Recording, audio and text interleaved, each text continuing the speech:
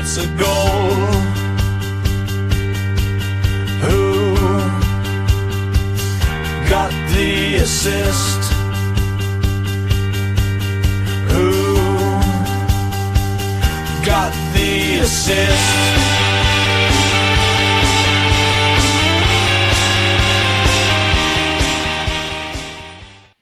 Hello everyone, so how are we all? What a weekend, and it's the very first of 3 game weeks in 7 days. Hopefully the next 2 game weeks don't go quite like this one did, which started with amazing promise, as we'll talk about in just a second, but ended up being another case of 1 step forward and 2 steps back, certainly for us anyway. Hopefully loads of you out there did do a little bit better than we did. Probably down to owning one man, whom we both said last week, we're going to leave it one more week and see what happens. Well, I think we might be making transfers tonight. God, such the nature of this time of year. Joined, of course, by Sam. How are you, mate? Had a good weekend? Yeah, good, thanks. Good weekend, although not so much in terms of FPL. But for once, Southampton didn't lose, and it didn't ruin my entire weekend. So that's nice. But of course, we are recording a day early because we've got a lot of FPL to get through over the next few days. So hopefully that's okay with you. It'll be a bit of a shorter pod today. In the meantime, though, we are Who Got the Assist. On today's pod, we're going to have a bit of a shorter one. We'll run through the team updates. Due to the quick turnaround, we are going to go straight through to the preview, and normal service will resume probably this time next week. Obviously, we've got the tight turnaround on Thursday. I believe we're going to record the next pod, so quite a few coming. And in the meantime, we'll focus mainly on the previews. We'll be looking ahead at moves we immediately thought of in the knee jerk, and a bit of a discussion on if this is the time to say goodbye to a certain Brian Mbeumo in particular. And then, of course, best transfers, best captains, and bold claims for game week 14 and the game week 13 past and 14 ahead of us, rather. It is Sunday, the 1st of December. Game week 13 is now officially in the books. So shall we take a look at the game reviews? Yes, we should. I just it's not been a very good week, has it? Do we really want to? But I suppose we should. How did you do first? Yeah, not well, Tom. So 62 points for me. Only 3 players in my starting 11 returned. Little bit of interesting trivia, and I'm not sure if I've ever managed this before. But my only 3 returners all got 2 returns each, which is kind of weird. And no one else got anything.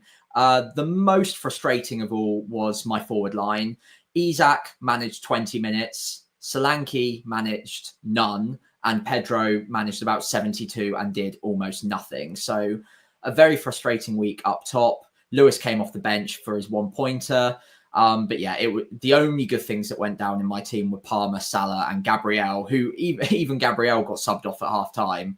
So really not a game week that I'll remember for a very long time. And hoping to put things right in the short turnaround. Yeah, it's awful, wasn't it, really? So I didn't fare much better than you. 67 net, 71 -4. Went ahead with the Matoma and Van Hecke moves. Deliberated for a long time. Lewis went out for Van Hecke, which I'm obviously fine with. The Saints goal, it was going to happen, wasn't it? And Johnson versus Garnacho. I ended up getting Garnacho off the bench because Solanke was a kind of a no-show due to a virus, but you can't legislate for that, really. It obviously contributed to your frontline woes, Sam, too.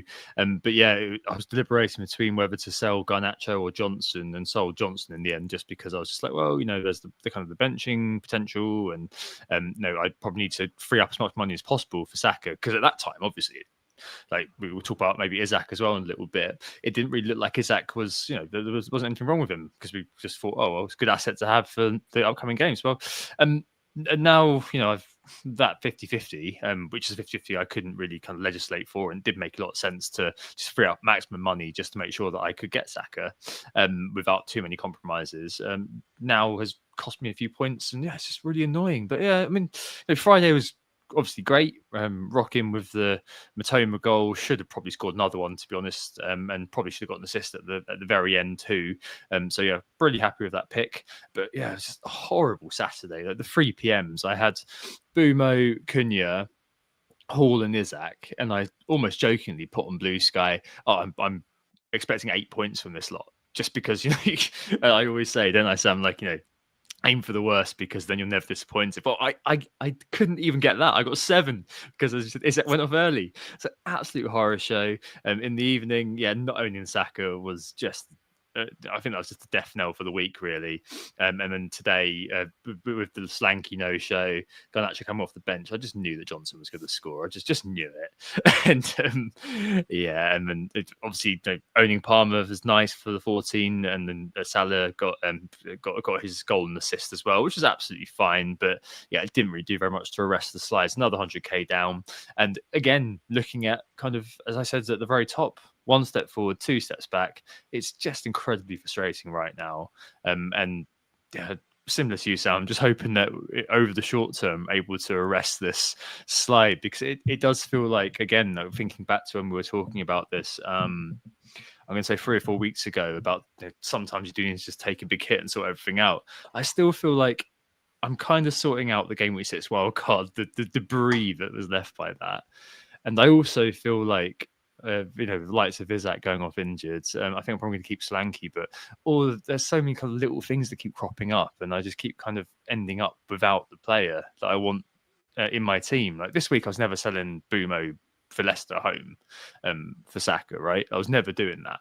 So I can kind of make peace with that, but still, just like the comeuppance from not doing that, it's so painful, isn't it? Yeah, absolutely. It does feel like that Game Week 6 wildcard has left us almost always 1 move behind. And I didn't really help myself by taking those moves or away from myself with Son and Foden coming in all those game weeks ago. So that's a mistake that's kind of haunted me ever since. But other than that, it does just feel like where I've tried to be a little bit, I suppose, cautious on not taking too many hits and trying to slide too much and therefore doing more damage than good. In that process, I've kind of just been lagging behind, and some of the picks that I'd like to get to, I just haven't been able to quickly enough. That being said, though, I am generally pretty happy with my team if I make the moves I want to this week. And going ahead, I'm looking forward, and there's not too many other transfers left for me to make. So I'm really, really hoping that some green arrows around the corner and I can settle on a side that will hold me in good stead over the next period. But hey, I'm an eternal optimist. It will probably all go wrong. So I should probably maybe taper my expectations a little bit. Yeah, indeed. So let's just kind of turn then straight away to the Game Week preview, because I said on this pod and the next pod as well, I think we just kind of respect the short turnarounds. I mean, obviously we love to look at the meta stuff and look at what's going on in the wider world of FPL and pick out a particular topic to go in depth on. However, I think that, we'll definitely talk about a couple of things here. So selling Mbeumo is definitely a source of quite a lot of conversation within the community at the moment, as far as I can see. And that Action Jackson as well, discuss him and what the situation is with that. We've put these both kind of under the knee jerk. I'm pretty sure that selling Mbeumo in some places is actually it's been part of the plan. This has been the time that people have been kind of planning to get rid of Mbeumo for other options. I mean, certainly we both kind of said, and I think this is completely justified, that releasing the funds from him to buy Saka, I think that's absolutely fine. But there's still obviously the counter narrative or the countervailing opinion. So Tom Jones, not that one, in the chat, it's just a person, I'm keeping Mbeumo for the time being, or at least he's a luxury sell, which is absolutely fine, because the obvious reasons. He plays 90 minutes, says Tom, on Pens, and Villa and Newcastle, the next 2 are both vulnerable. And it's really tough to kind of do it unless you've got that sort of real carrot of buying in Saka, especially after this week. It's been really rough. And I think that for us, it kind of is time to sell Mbeumo just because of that kind of necessary need, right? Yeah, that's the only reason I'm that interested in selling Mbeumo at the moment. I think if it's a sideways move, in isolated events, it can make sense. I know Bowen is going to interest a few people. Mitoma is going to be interesting. And I've seen a few people talking about Rashford, obviously 3 goals in 2 now. But with Mbeumo, it has been frustrating recently. Last 4 game weeks, I think he's had 1 shot on goal, totaling, I think, 0.09 XG across those 4 games. So very annoying. But I would expect a system change coming with the tougher fixtures on the horizon. And that fixture change, whilst the fact that it does get tougher for Brentford, I think that puts Mbeumo possibly in a more central role rather than out wide on the right, which has been the source of plenty of frustration for the community over the last couple of weeks. I do see him getting that the number 9 dual role alongside Wissa in a 3-5-2 against some of this tougher opposition. And that might lead to a little bit of a boost in terms of the underlying data, even though it's against stronger opposition. So if I wasn't bringing in someone that I was just so much more confident of, regardless of fixtures, I think Saka, it just makes all of the sense in the world. I want to get to that triple premium midfield. Unless it's that, I could completely see the argument to just hold on to Mbeumo. There are other moves, like I said, Mitoma, you could look at Bowen, you could look at maybe Rashford once the fixtures turn, but none of them have penalties. And Bowen might have penalties. I'm pretty sure he does. And outside of that, it's not anything more impressive than Mbeumo's already put up this season. So I completely understand the logic for holding on to him if you're not moving towards one of those 3 premium midfielders for the time being.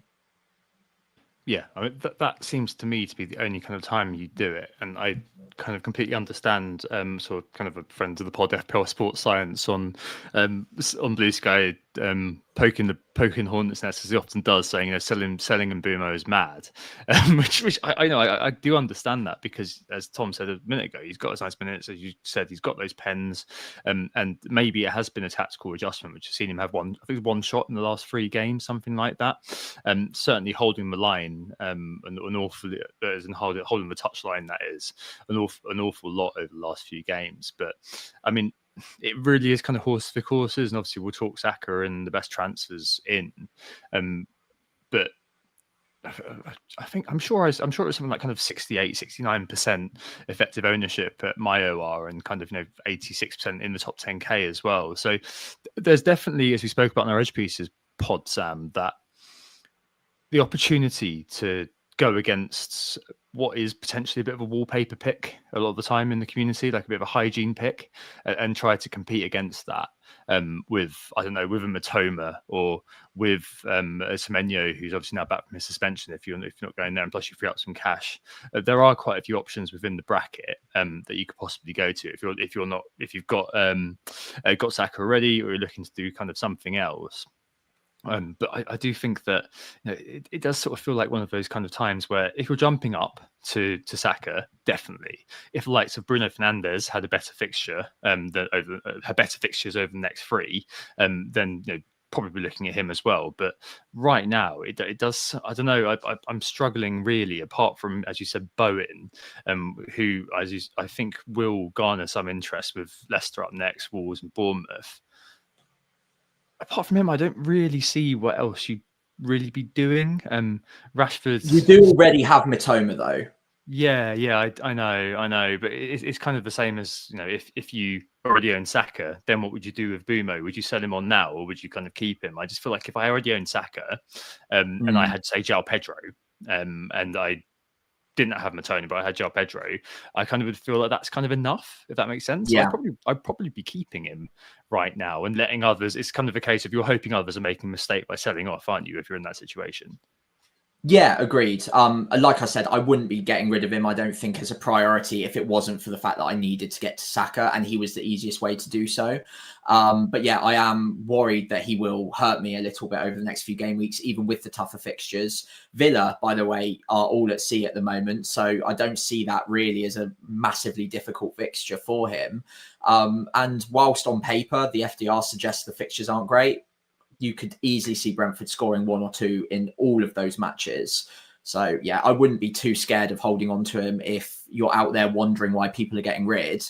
In our specific situation, it's because there's a premium asset that we really need to get to as quickly as possible.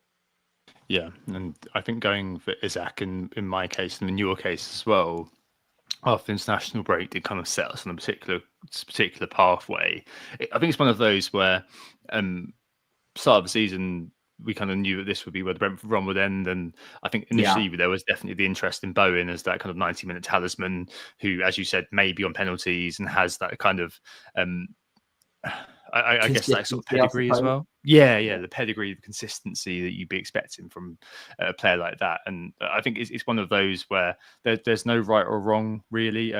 He's a great value asset, Mbeumo, and it's a reluctant sell for me, but I can definitely justify it by who I'm buying. But I think if you're kind of in a situation where you're not particularly sure, I think it's okay to give Mbeumo Villa, who are definitely suffering from classic Emery in the European competitions sort of syndrome, and really not the team they were last year. Very sloppy on the ball, I thought, and against Chelsea, and certainly for me at least, I'd definitely be giving him that game. And maybe I don't know.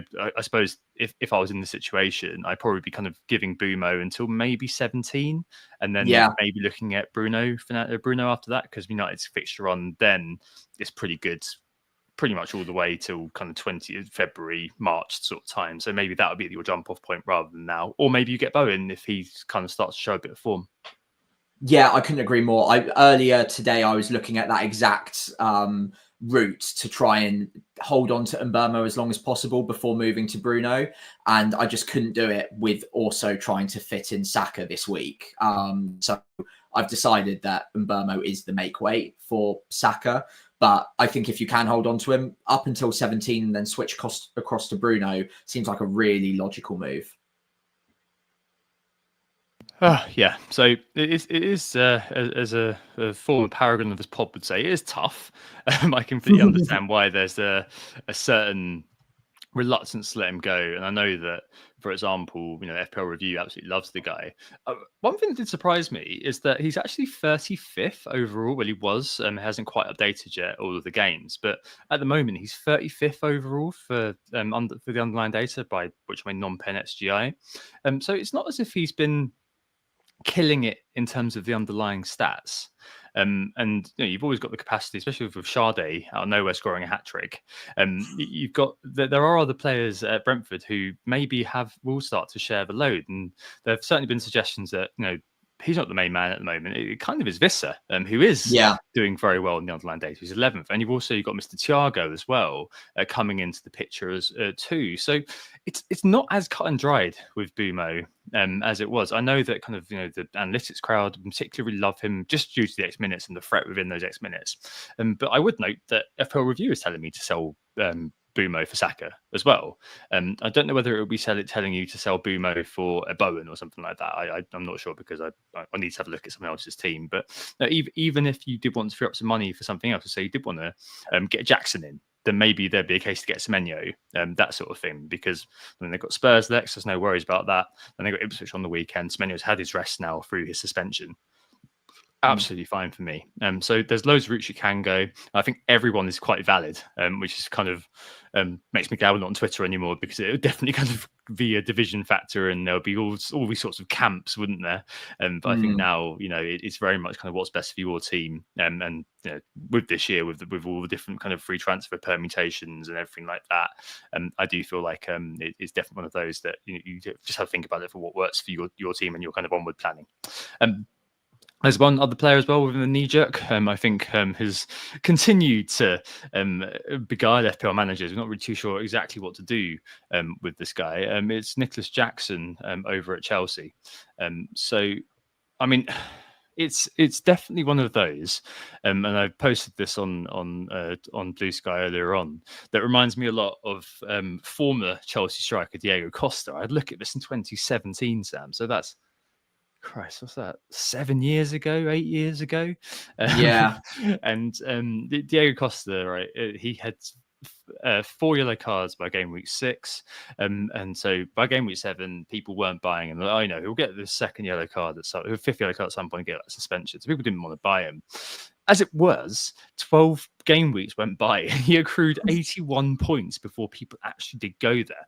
Now, that's mad. I'm not I'm not. This is obviously an extreme example, which obviously looks lovely because it's another Chelsea striker, etc., etc. And speaking to some people on online about this, and obviously it's an availability heuristic thing. There's loads of examples as well, of course, of players who did get the yellow card, pretty much straight away.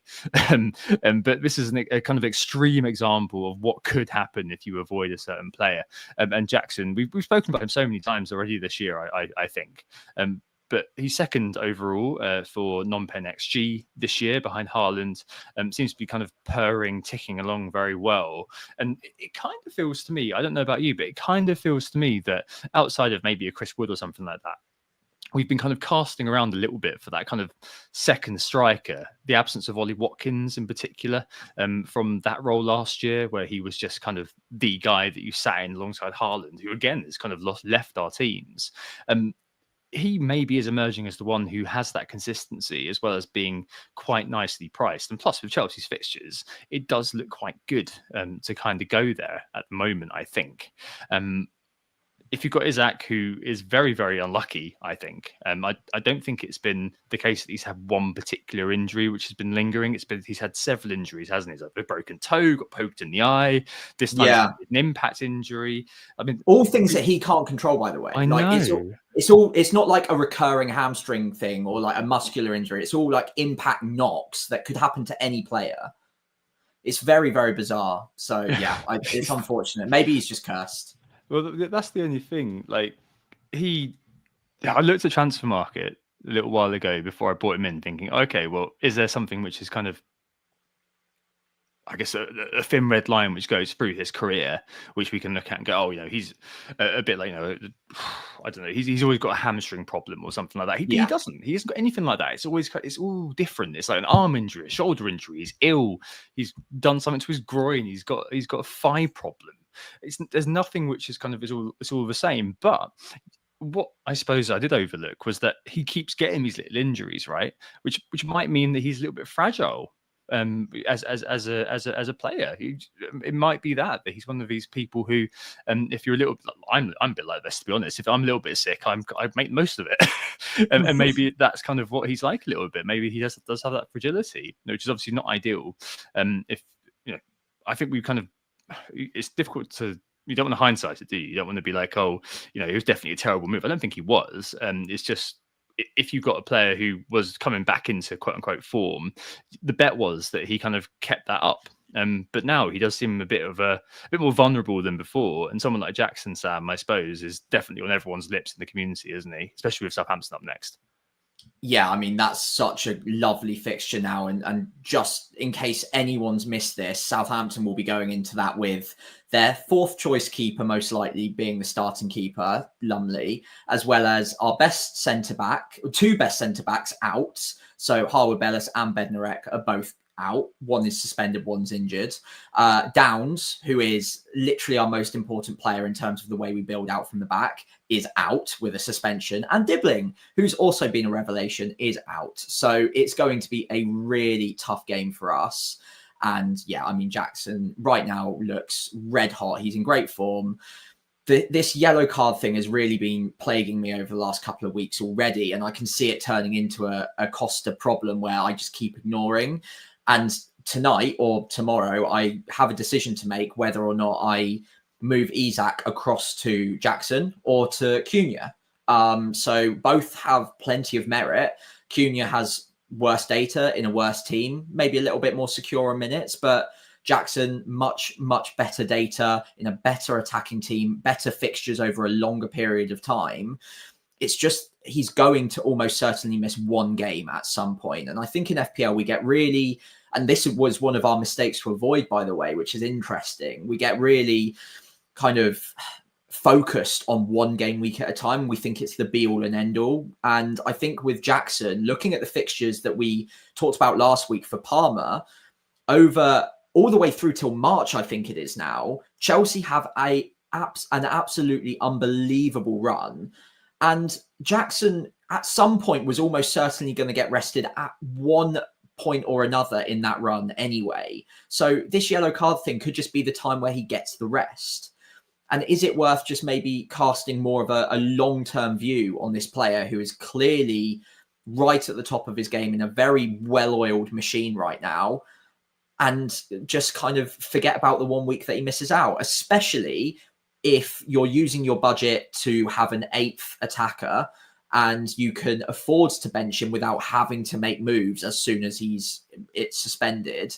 If you've got a Rodgers or a João Pedro on your bench, or the combination of both, you could probably get away with it for 1 week if he was to be suspended. And I think the points in every other week look decent enough to make up for it. Yep. No, I'm definitely kind of really interested in bringing him in. I think that he's rising tonight, isn't he? And I think that you point out those fixtures, and we've been pointing them out for a long time. Feasibly, over the course of that run, you could look at it and just think, well, okay, if he's scoring what's tantamount to a goal every other game, and he has got that explosivity about him. We even saw that last year, didn't we? Despite him being kind of pilloried a little bit. I mean, he always had the underlying data. It's a bit sort of reminiscent of Watkins a few years back, before he became what he did eventually kind of turn out as being, which is a very kind of consistent FPL asset. Jackson maybe is kind of, don't forget, he was one of those players who kind of didn't come to it from perhaps the upper echelons. He came into it through, wasn't he linked to moving to, I'm sure it was like Brentford or something like that. He was kind of being linked to before he ended up going to Chelsea from Villarreal. He kind of had a ridiculous kind of half a season effectively, and that kind of led him to go to Chelsea. And from there, it was kind of like, quite not dodgy data as such, but very sort of circumstantial. And he did need time to adjust to the Premier League. The underlying data was always as it was, but I mean, he's only been, I suppose he's actually been this is his 5th season in playing football. It was just quite astounding, really. And maybe it is the case that a player can improve if they're putting up the underlying data. We had that kind of hot period at Villarreal, which led him to go to Chelsea last year. He did put up the numbers, even if kind of they weren't realised. I think it was like a 4 or 5 goal performance from memory. And this year, maybe he's just improved. And okay, it is Chelsea. So come January the 1st, it may be that Neymar shows up, and hey, we've all got Jackson in our teams. But you can't really control for that. And right now, it does. I don't know. It feels like, especially with the carrot of Southampton, the weak in Southampton, as you detail, Sam, it does feel like I might go for it. And I don't know. I just look at, like, okay, with Isaac, who he would be replacing, and both of those moves, by the way, would basically enable Saka. Looking at Chelsea's underlying team XG versus Newcastle's, and what we've seen with Newcastle recently, it felt like Newcastle had kind of turned the corner a little bit, but I don't know, maybe it was a bit of a false dawn, maybe. And actually, they are still kind of struggling in those different ways. And there's definitely a few rumblings online and in the press about how maybe Howe's kind of reached the end of his cycle, whereas Chelsea seems to be on the up in terms of the underlying data. They were 5th before this weekend. I'm sure they may have maybe leapfrogged into the top 3 by now. And the data updates tomorrow. And having Palmer and Jackson versus a week in Southampton does feel like it is a good thing to do. And you've got Spurs in 15. As you said, there's going to be a yellow card related rest somewhere. But if you can pick up a player who can come off your bench that you're happy to come off your bench, then I think you're probably right. And this is the time of season where, I'm a 3-5-2 devotee, but even I don't have the 3-5-2 anymore. I don't have a Stewart or something, because we're all going to kind of be deepening our benches anyway. So, yeah, it feels like he's not quite the next bandwagon, because I think the trainer's already kind of soaring, but it does feel like he'll be one of those who hopefully you get a couple of weeks out of meaningful points before he becomes wallpaper. Maybe he is the one who is going to be that consistent kind of pick in the forward line, especially with Haaland faltering. So, yeah, I quite like that as well. I'm not sure whether I call it a knee-jerk, basically, to bring it back to the section of the pod. Yeah, I think that's completely valid. I think it also just comes down to which strikers are you missing out on already. So I've got a pretty big decision to make, whether it's Jackson or Cunha. You, of course, already have Cunha. But he does seem to be ticking all of the boxes, bar the penalties. That's the only thing that I can mark against him right now, other than obviously the yellow card, which we've already kind of dissected anyway. But the data's great, and Chelsea look like such a coherent force right now. They know what they're doing. They know the system inside out, and they've had some tough fixtures, and they've already looked good. This patch of fixtures coming, that there are players within that side that are very serious flat track bullies, and I can imagine them really starting to put some teams to the sword over the Christmas period. So Jackson, double Chelsea attack might be the play. Yep, don't mind it at all.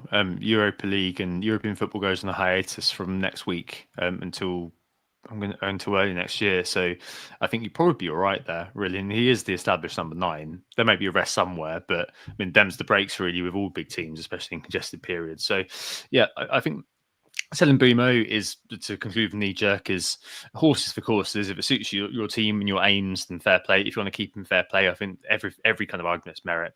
And Jackson, I think certainly right now does look like a straightforward pickup, especially if you are looking to move on Isaac. Maybe you're trying to make some money from selling Haaland to buy, I don't know, Saka or Salah. I think that he's the obvious one to go to, and you swallow the yellow card when it happens, because it will happen at some point. But looking at Diego Costa, for example, maybe not less than you should probably take to heart, because there are probably loads of examples of players who did get 5 yellow cards. But in that extreme example, you missed out on so many points if you were playing better than didn't go to Costa. So yeah, I think that might be the time to go for it. Cool. All right. So just keeping with the transfers, there's transfers in and out. Let's have a look at what's going on in the market, the old market forces. Unsurprisingly, a small man from North London, in Bukayo Saka, is leading the transfers in. Almost 400,000 transfers in for Saka. I'm sure that'll only multiply. I do think that this, Sam, was the last week where we could have feasibly just about gotten away with it in terms of the underlying data, right? The effective ownership, right? Past this point, I think that he is going to be wallpaper to some extent. Everyone's going to own him, and you're going to kind of forget about him being in your team. But at the same time, it's probably just too dangerous not to go with him. Yeah, agreed. I think it's going to get to a point now that perhaps I wouldn't go as far as to say a template side will form, but there will be 3 very popular picks in the midfield, and they all cost a lot of money. So getting to them as quickly as possible obviously might take a couple of hits here and there to do so. It will certainly take a hit for me this week to get there, but I think that 4-pointer is less than a goal for any one of these midfielders, and they're scoring every week at the moment. So it seems like it will pay off. And with Saka, the fixtures, like with Chelsea as well, Arsenal's fixtures for a very long time are absolutely superb. They've gotten all of their tough away games out of the way pretty much already. That is nailed into that side. He's so important to what they do. And with Ødegaard and Timber kind of linking up really well down that right-hand side with him at the moment, I can see more and more hauls coming. I think what we need to just point out is that, one, I think that he, as a player, is definitely hitting that next level. That's a bit of an eye test thing, but he is just so bloody good. I mean, you said when you saw him in the flesh not very long ago that he was just outstanding. That was the game where he didn't do anything right. Incredible. Yeah. Just, and with Ødegaard coming back, the cavalry has arrived effectively, and it just seems wild not to. And crucially for FPL, outside of EO, what he does, even though yes, maybe the explosions historically have been few and far between, but what he does, he raises the floor of your overall score every week. Like, he's dependable for getting an assist every game or something like that. I think it's a goal in every 4 and an assist in every 2 is what the underlying numbers suggest. But that is absolutely fine, because that's probably going to come with bonus, and it's probably going to come with the whammy of not owning him. Something's going to be you're going to have somebody in your team pull it out to basically oppose him week to week. And yes, maybe you won't captain him that often, and you're paying I guess you're paying extra for that consistency, but it definitely feels like the case that it's not worth opposing him any longer, effectively. I don't know. I've said at the start of the season in my bold claims that I'm backing him to effectively take over from Salah this year as kind of the go-to midfield pick. It's not quite happened yet because Salah's had a bit of an Indian summer, but I think that he is just kind of stepping up, and we have those good fixtures you mentioned, Sam, and it just feels like a bit of a no-brainer to go with Saka. So yeah, that's kind of top of the transfers in. I'm sure that was only going to magnify. I think he's going to rise again tonight. So again, if you want to get him in, go for it. Nicolas Jackson, who we've discussed, 250,000 transfers in for him. Salah, over 100,000 transfers in. Same with Palmer. Cunha has still been brought in, Sam, and there was definitely a bit of disappointment. I think it's 2 goals in the in the Bournemouth game, no involvement for him. Strand Larson owners loving life again. Some discussion of kind of the goals that he scored against Southampton and Fulham, having a bit of low XG, worldy quality to them. But I still kind of think he's definitely worth a look, especially Everton in dire straits, and there's still 4 good fixtures for Wolves before kind of things turn. I mean, you said you were kind of quite interested. You're not sure about him or Jackson. I mean, are you still kind of interested in Cunha, or has the Jackson chat made you think, okay, maybe that's a bit clearer?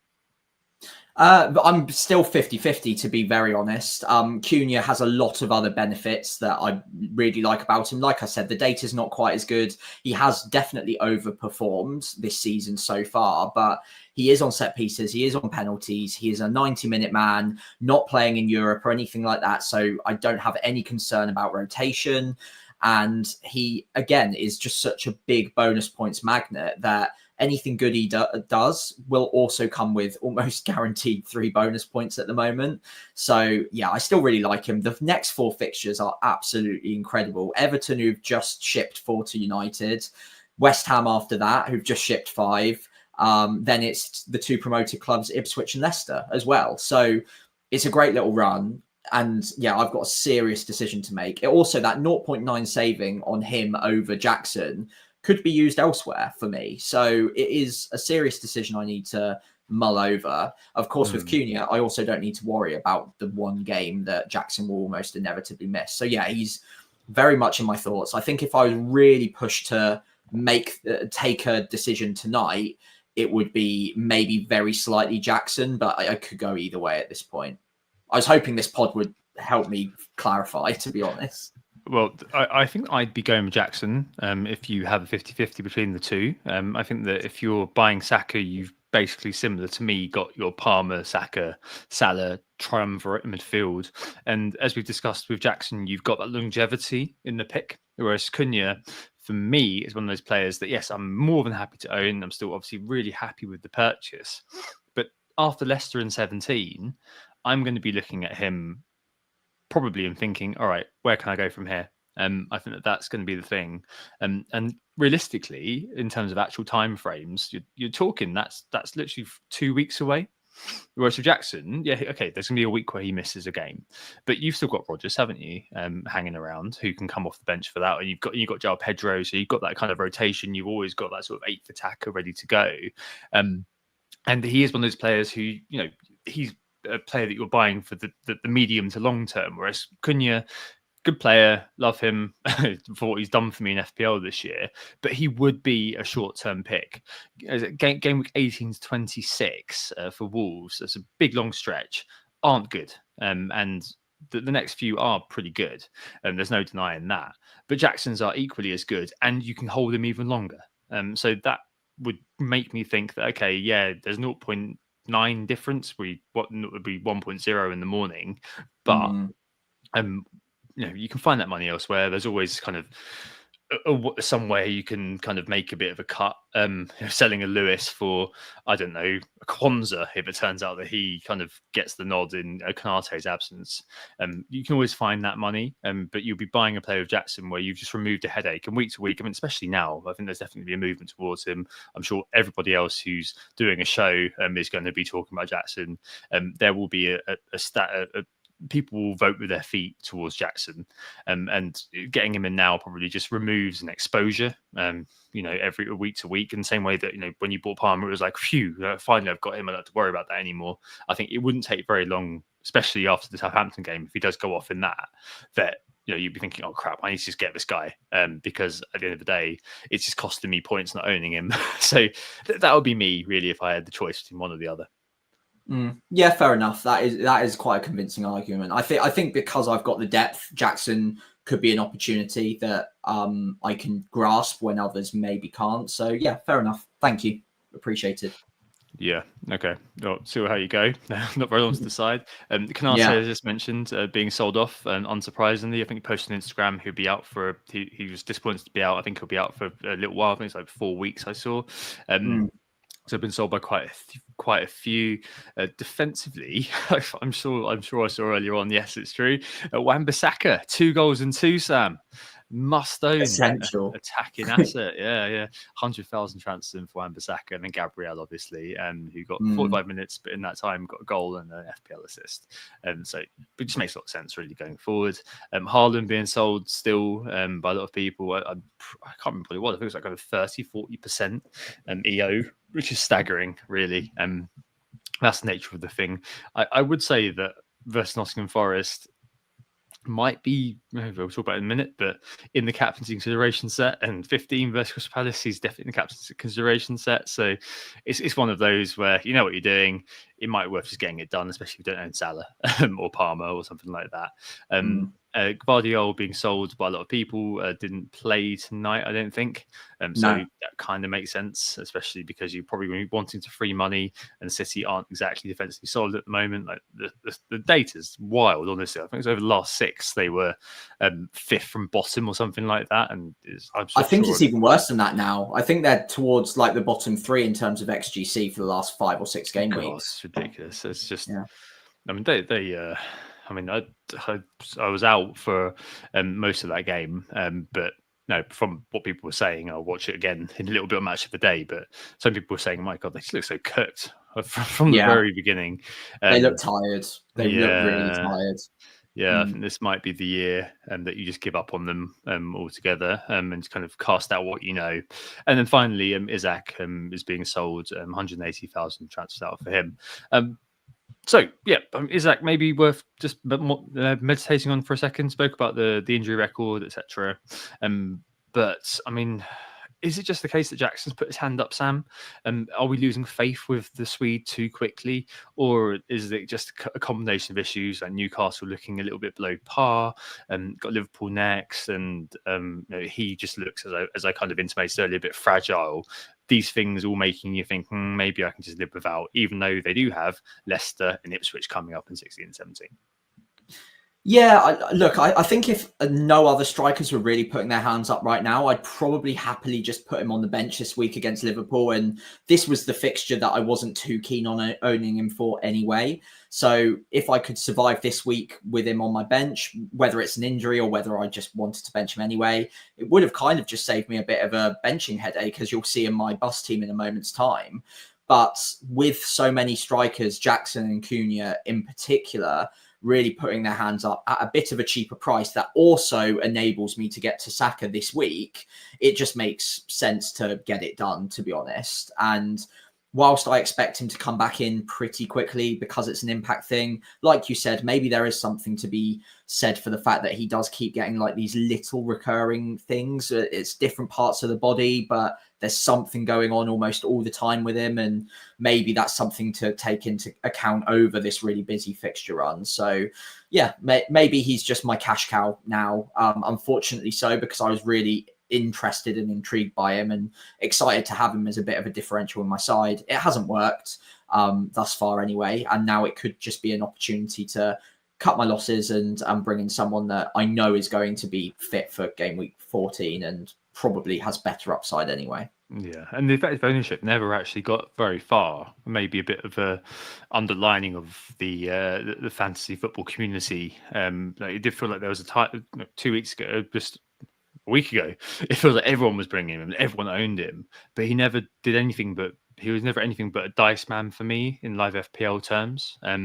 So it's not like you're taking a big risk by like a Mbeumo. You're selling like a high owned player with a lot of owners who may well kind of be hurting you week to week with the points he scores. You're kind of just swapping out, yes, a player that you've probably had to maybe change your transfer plans to get, or had to kind of move your structure in my case to get for another one. But I wouldn't ever kind of fall prey to sunk costs with a player like that.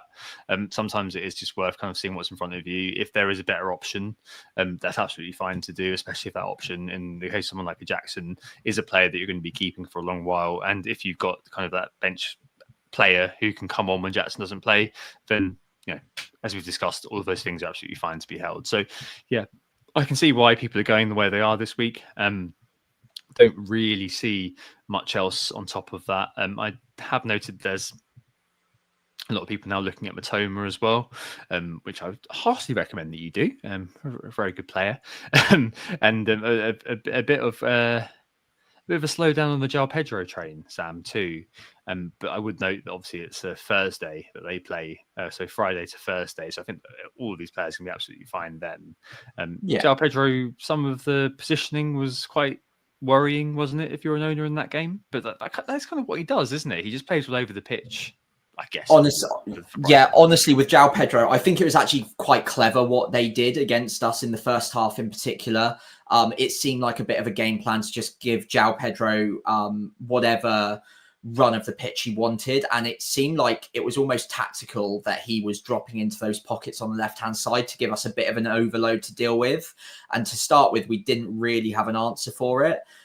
We kind of figured it out towards the second half, and he did start playing a little bit more centrally at that point. So interesting to see that position change. But yeah, like you summarized a minute ago, João Pedro is a guy that will get licensed to do whatever he wants on that pitch for Brighton, within reason, of course. And if he sees fit to drift out left or out right, they'll let him do so, because he's that mercurial talent that they've got and kind of hang their hopes on to create something out of nothing. So whilst it was a bit of a frustrating game for him, even the sheer fact that he was given that license is quite encouraging for me. And again, it's worth just noting he's an under 6 million forward on penalties with good data. Like, we're not expecting a goal every single week, but this is still a very good asset in terms of the price point you're looking at. And there's no one else even close at that price. No. So yeah, I'm happy enough to own him. The fixtures, Southampton was a good one, but he's still got good ones to come. And I think it will balance out over time. Yeah, definitely. I mean, he was one alongside Morgan Rogers at the start of the year. We looked at him just like, yeah, that he's up the price. Like, that's wild that he's down there. Admittedly, Welbeck was the one who went off and absolutely smashed it at the start, and Chris Wood as well to a lesser extent. But yeah, he's definitely a cut price talisman. Absolutely fine. And I'd be more than happy to be going with that one. Cool. All right. Anyone else on the transfer, Sam, to discuss? I think that's probably pretty much everything, isn't it? 4.5 cheap defenders, I think, maybe as well. In the meta a little bit. So a bit of frustration with a few players. People kind of maybe selling off a Canate or something like that to free up cash. So looking around kind of the 4.5 million defender sort of bracket. That's a Kirkez probably. Speaking to friend of pod Libero earlier on, it's like Kirkez, Van Hecker and Colwell were the three. That's pretty much it. Yeah. I mean, we know who the teams are who are coming up with good fixtures. Like Van Hecker kind of felt like last week's buy. If you're buying this week, it's probably going to be Colwell. He was limping at the end of the half time, but with Fofana being out, I suspect they'll patch him up and just throw him onto the pitch again, to be honest. I've always liked 90 every week so far. I think he'll be okay. Yeah, and I've always liked Kirkez. I think he's to the eye, he's always kind of in those attacking positions, good crosser of the ball, good work rate, good vision, a decent technique. Hang on, that's Football Manager. But yeah, he's a really kind of one of those players that I've always really liked. I just didn't buy him because he was playing two of my forwards in 2 weeks, Acuna and Slanky, but now kind of wish that I did buy him and just kind of forgot about it, to be honest. But hey, always on the list for me. And still 4.4, so a decent buy-in. Cool. All right, should we turn the page to bold claims? Let's do it this week. Yeah, simple one this week. I got close in the end. I went for Palmer 3 or more returns. He got 2, so not too far off, but I don't get any points for that. Tom, you didn't quite get yours either. No, I had Everton get a result against Man United. That did not happen. I mean, suspect technically, they got a result. they did get a result. You're right, but It's a not a very good result one. rather than a result. I suspect that you'll see Dyche and you'll see Lopetegui both be subject of a corner flag announcement Yeah. on social media very soon. But yeah, not a good week for the bold claims. Still stuck on 2-2. Hopefully, this is going to be the midweek that we sort it out, Sam. What have you gone for this week? Of course, I've gone for an Mbeumo haul since we're both selling him. So I'm going to classify that as 10 points or more. So basically 2 returns probably. Yeah, I can see it against Villa. I would not be shocked whatsoever. But it would be sod's law that the second we do get rid of him finally after 4 weeks with 1 shot on goal, he goes and bags a brace or gets two returns of some sort. I can see it coming. Yep, fair play. And I've gone for the old classic 5+ goals in Spurs versus Bournemouth. You love a 5-goal Spurs game. Two You teams who are in the top 4 for Team XG. Neither team, perhaps it's fair to say, the best at the old defensive stuff. So I'm anticipating that to be a great game, to be honest. I'm jealous of likes of you who have got Semenyo, Kirk as owners, Evan Nielsen owners, all of you. And I'm hoping Slanky's back for that, especially because it's Slanky versus the old club narrative. Oh, yeah, same. That's going to be. I think that's going to be a great. He's just ill though, right? So he should be okay. Just as a quick summary. Yeah. I think he's staying on for me. I probably should have mentioned him in the transfers actually, but he's staying on for me. Yeah, good. I do think a lot of people have. Same. A lot of people have rolled him on, haven't they? Especially if you're kind of looking at Mr. Jackson for him. But yeah, I mean, I just like the X minutes basically. Just obviously quite funny that this week was the week that you were like, oh yeah, no, it's fine. A Slanky, good differential, X minutes, home game, doesn't play. But yeah, he's got 2 games against teams that he used to play for in Bournemouth and Chelsea to come. So hopefully that's where Dom Slanky Mitchell will do the business. Right, final thing this week, best captains. quite a busy picture on the old on YouTube with all the premiums. Salah, Palmer, Saka, and Haaland lurking behind them. I mean, I think they're all good. Palmer, isn't it? It's got to be Palmer this week. There's worries. I think there's maybe could he be rotated? Blah blah blah. But I think you're probably all right. And he's got a rest coming up next weekend, next midweek because he doesn't play in the European team. So I think it's just going to be Palmer as the EO leader, but there's definitely considerations for Salah against the faltering Newcastle, Saka, who's just in sparkling form. Man United did obviously win 4-0, but it was against Everton, less convincing against Ipswich. And I don't know whether Arteta will. I don't know how Arteta will set up, but I suspect we may do something. And Haaland's at home against Forest, so there's definitely a lot of options on the table, aren't there? Yeah, for sure. If you wanted to go for an alternative captain this week, all 4 of these are great. For me, I will revert back to my earlier points on Southampton, that whilst we've actually looked a little bit better in the last couple of weeks, we're still leaking goals, we're still making mistakes, and we're missing some really important players this week coming. So Palmer, in the spaces he operates in, I can see points, and he does tend to be a pretty serious flat track bully against the promoted sides and the weaker defenses generally. So yeah, I can't really see beyond Palmer on this one in particular, unfortunately. Although I hope I'm wrong as a Southampton fan, kind of. Yeah, I don't think you will be, but no, I don't think I will be. There's definitely we have looked better though. I will have that said on the pod. We've looked better. You have looked better, and there definitely have been moments where certain individuals may have used particular chips against Southampton, and they've managed to frustrate them.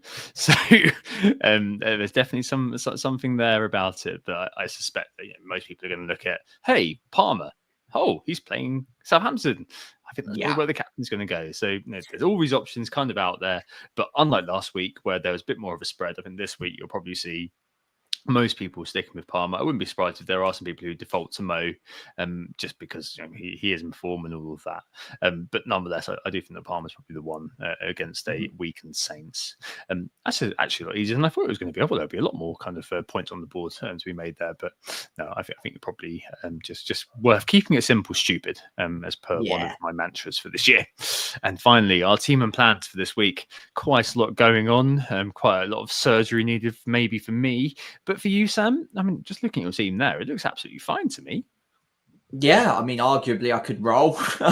No, I need Saka. I've got to have him, surely. So Mbeumo for me is going to be the transfer out. For Saka, I nearly was able to do it without a hit, but I got priced out of it in the last few days. So yeah, unfortunately, I do need to find the money elsewhere. Isak is probably the most obvious one, especially because Jackson is waiting in the wings, Cunha to maybe a lesser extent as well as an option, both of which I can afford, and probably slightly siding towards Jackson after this pod today. And that would actually give me a bit of a benching dilemma. But if Solanke's, if in any way a doubt, then maybe that makes things a little bit easier for me. I think overall, and maybe your opinion on this would be good, Tom, I think I'd probably be benching Rodgers out of those 8 if I did bring in Jackson and Saka. And then if Rodgers was to come off the bench for Solanke, let's say he didn't recover from illness, I'd be obviously absolutely fine with that. Aston Villa at home to Brentford, you are expecting goals. It's just his data's not been phenomenal. He's probably the least promising of the attacking assets I've got right now, generally speaking. So I think he's the most benchable. But yeah, I out of this team, I think just getting to Saka for the long term is just going to sort me out nicely. Take the -4 now, and defense, I don't think it's too bad. Lewis probably needs to go in the next few, but he's got 2 decent fixtures against Nottingham Forest and Crystal Palace. If he keeps his place, then I don't think I need to force it.